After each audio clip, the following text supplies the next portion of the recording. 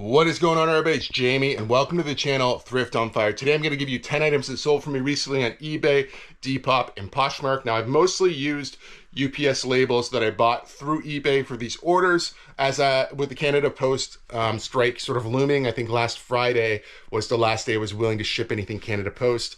So that's what I've done for the most part. The Depop orders, I did still use UPS labels, but it was through net parcel, which you can get to through your PayPal account. If you have something that you sold via PayPal, which my Depop sales are, you can get shipping label and it'll take you to net parcel. I believe you can just use net parcel anyway. And actually, net parcel was slightly cheaper than eBay for the label. So, something to keep in mind if you're sort of like pricing out better deals for shipping during these troubled times with Canada Post. Okay, so we did wind up getting the floor completely done here. For the most part, there's a transitional piece where the garage door comes down that I want to put a metal strip across. I can do that later, hopefully.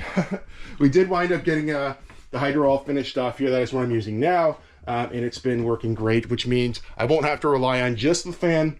Today's a cooler day, it's a rainy day, but when the humidity comes, probably later on, even this month, I'm going to want something, which we'll probably wind up putting some kind of air conditioner either in here or maybe a floor model or something. That'll be the next thing to figure out.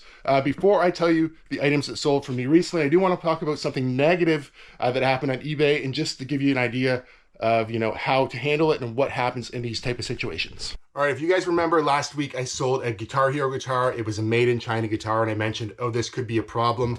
I messaged the buyer and said, hey, this is made in China. It's a used good. Do you still want me to ship it? There may be tariffs. I'm not really sure.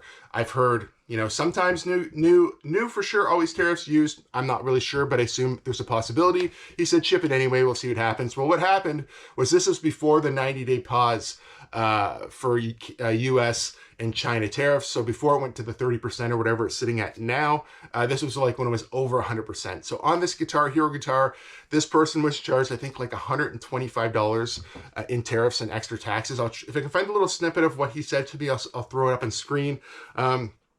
Yeah, I'm like, I don't know what to tell you. I don't know if you have to accept it. He's like, well, I didn't. I asked them to return it. I'm like, that's fine. I totally understand. I wouldn't want to pay that either. So what I did, I just jumped on the phone, or didn't jump on the phone. I had to manipulate the eBay robots to give me a call on the telephone. And then I just explained the situation and said, hey, how am I covered by eBay here? And they said, actually, the responsibility of tariffs or taxes is generally left up to the buyer. So if they deny it at the door, UPS was the one that I shipped it with, and they decide not to pick it up, they're like, it might come back to you. They might ask you to pay the tariffs, but in the end, you keep the money from the sale. They won't be eligible for feedback, or negative feedback can be removed if it's left. And they're out the item because it's their responsibility to pay those, okay? So I feel a little bad for the person. I did give him a heads up that, this could be a problem. It was a problem because, it was before the 90-day pause. It was over 100% tariffs on this. Yeah, so used goods can be charged tariffs. Especially, I think UPS is one of the companies. I think they deal with a lot of the border stuff before they get to the border, where, like a third-party company like Stallion, I believe, takes it to the border, and it's a slightly different process. They're actually going through the border with it.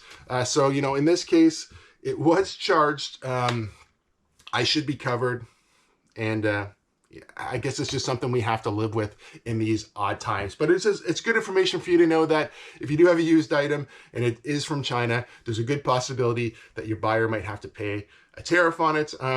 Will you be covered by eBay? Currently, yes, but who knows how it'll all play out in the near future. This is just an example of what happened to me recently, and I thought I'd share it with you. But yeah, let's get into some of these things that sold for me recently. So I got a little cheat sheet here. So if you see me looking at something, it's just what's sold, okay? I'll pop up all the items on screen. Toronto Maple Leafs jersey, Wendell Clark. This was one of the ones that were I think it was like a winter classic. It'll say in the listing, I'll throw it up. Got $90.25 USD for this one. We picked it up in an antique booth in Tillsonburg, Ontario. I would have paid about $20, maybe 25 max for that. I think it's usually around $12 to $25 is what I spend, and it usually averages out to be about $20 a jersey. So that came from there, $20 into $90.25 USD. The next item on eBay was a Winnipeg Jets women's jersey. This was a Fanatics jersey that I got, from the same sports store that I get all the youth fanatic jerseys, sometimes women's, sometimes men's as well. This one sold for $44.95 on eBay. Next, this was another antique booth pickup, and it's another jersey, okay? So this is a Doug Gilmour vintage CCM jersey. This one has a few more condition issues because it's older, from the 90s for sure. Got $68 USD on this jersey right here. Next, a Roots bathing suit. These bathing suits are still selling for me. This one sold for $21 USD. I believe I had another one to list, so I just relisted this this swimsuit right away. I picked these up at a liquidation store for I think like $5 a bathing suit, something like that. Next, we have a Torrid vest going out. Now this vest, I believe, I think most of Torrid stuff is made in China, so this could have the same problem as that Guitar Hero guitar, but you know, not much I can do about that for sure. $30.40. Hopefully, you know, it's not a huge issue. Like I said, the tariff should be 30%, not over 100% on that now. The next thing here, one more eBay sale before we get into Poshmark, and it looks like vintage, Minute Maid t-shirt, okay? This one, I believe I got from one of my Goodwill Bins buddies, and this sold for $28 USD on eBay. Now, before we get into the Depop sales and Poshmark sales, last night we went to a Looney Dogs night in Toronto. Amanda and I bought these tickets a while ago. We bought the $20 just, you know, a general admission walk in the door. It's $20 flat too. There's no tax on that, or there's probably tax on that, but it winds up being $20 flat no matter what, okay?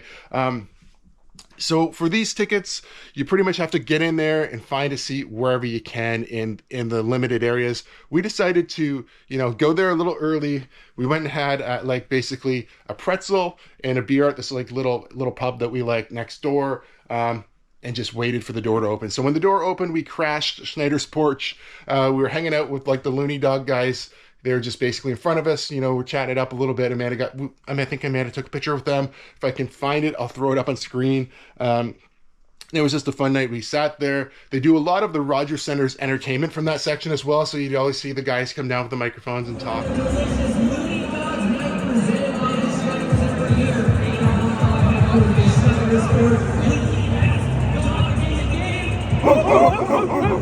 And do, you know, in-stadium updates. So it's a lot of fun. It was definitely a different experience. We've sat there before, but not necessarily right in front of those guys, and it was a good time. The Jays won. I think I wound up eating 8 hot dogs.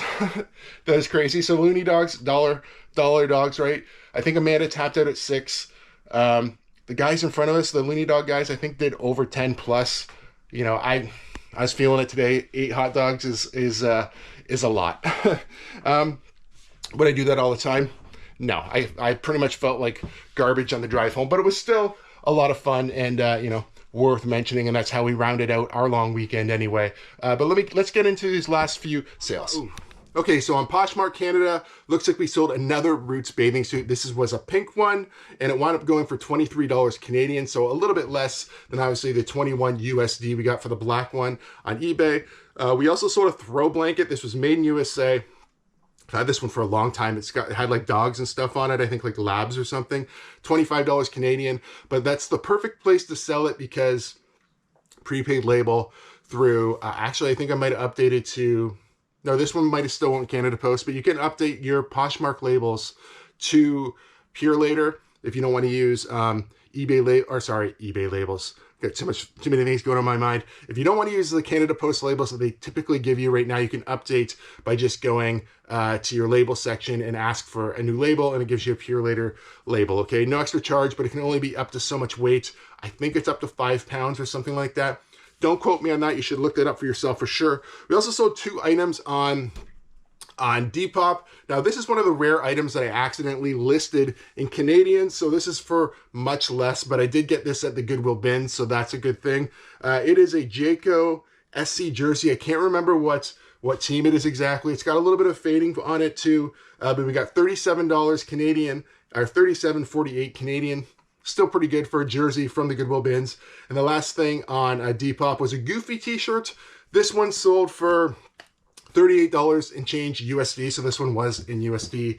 And as soon as I sold this on Depop, I had somebody who was watching it on eBay say, hey, did this sell? And I'm like, yes, it did. you know, that things typically do sell off platform for me.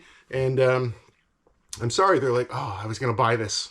So I'm like, okay. It actually had something similar happen on something else I sold recently, where as soon as it sold on a different platform, I delisted it. Somebody was like, you know, kind of upset with me that it sold. But I guess it's a little bit of the if you snooze, you lose attitude when it comes to selling stuff online. But happy with the sales, happy to get things back to normal in here, and we can get back into some regular videos coming soon. I think we're going to end this one right here. If you guys like videos like this one, please give it a big thumbs up. If you're not subscribed to the channel, please consider subscribing for more content, and we'll see you guys soon.